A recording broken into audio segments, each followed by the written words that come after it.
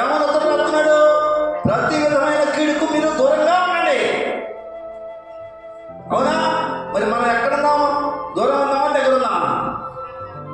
ఇంకా నీ దగ్గర ఉన్నామా దూరం ఉన్నామా? చెప్పదండి ఒకరన్నా. దూరంగా ఉంటుంది చాలా మేలు.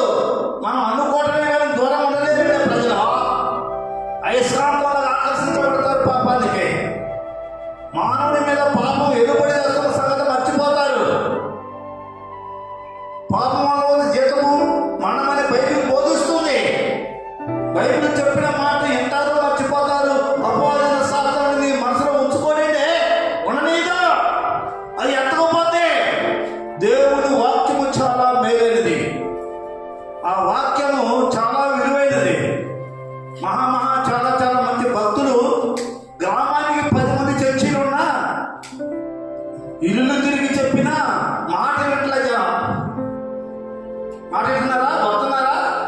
ఏసై మాటలు వింటున్నారు. అమ్మా రండి సభలో మీటింగ్లు పెడితే దేవుని స్తోత్రం కన్నాక నేను అంతసేపు కూర్చోలేదు. నీ అంతసేపు నువ్వు పాప జీతం మనం కాబట్టి అగ్నిమనం మాడిపోతావు బిడ్డ. అక్కడ నేను ఎవరు ఆదరించేవాళ్ళు లేరు. ఈనాడు పాపం అంటే చాలా సులువుగాను తేలికగాను చాలా భయంకరమైన జీవితాన్ని గడుపుతున్నాడు ఈ మనుషుడు. ఆయన అందువరకు నీవు సరిదిద్దుకో, నీ బ్రతుకుని మార్చుకో. దైవలేఖనం ఏమి చెబుతుంది, నువ్వు ఏమి వింటున్నావు? ఫస్ట్ నువ్వు ఇంతగా చెప్పేటప్పుడు ఒకసారి మారు మనసారి నీలోకి రావాలండి. దేవుని వాక్యం చెప్పిన మాట నువ్వు నిష్ప్రయోజనం చేయొద్దండి.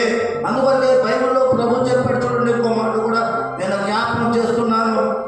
దేవుని స్తోత్రం కలనగా 2 కొరింథీయులు 8వ అధ్యాయం 21వ వచనంలో కూడా చూడండి.